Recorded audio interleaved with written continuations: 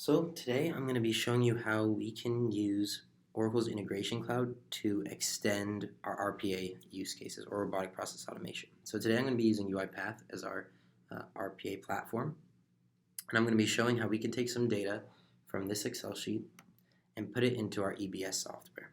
But I'm going to have it actually raise an exception where for this item here, we actually request a quantity of 301, but that doesn't exist for that quantity, and we'll see that in just a little. So that's actually going to raise an error, which will send a task into Oracle's Integration Cloud for our user to then interact with the robot, change the data, and send it back to the robot. So it allows robots and humans to work cohesively when errors occur.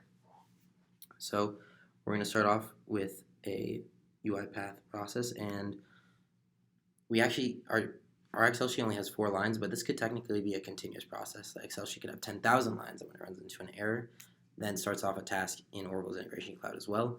But just for quick demonstration purposes, we're going to have it just do 4 lines here. So I can just go ahead and press play here, and we should see that in the bottom right corner an Excel will pop up briefly. It'll then read that, and we'll start on our way. So here it's going to go ahead and start up a miscellaneous transaction.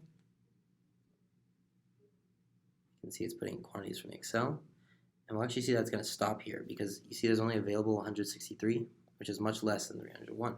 So it's going to cause us an error to form. Then what we'll do is we'll hop into our Integration Cloud, and we'll actually see that there's some tasks here. So I can take this, I can go ahead and see that 301 was requested, but only 163 was available. So I can now change this to being 17. Hit approve, and a new process should start up, read the Excel sheet, and put in the correct data with 17 requested to be deleted. So here we have our robot starting up. See, our Excel sheet was read again, and we're going to see that miscellaneous transaction being run again.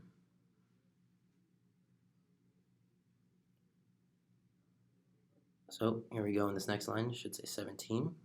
That was quite brief, but and now we can go ahead and look and see that 17 was actually input instead of that 301.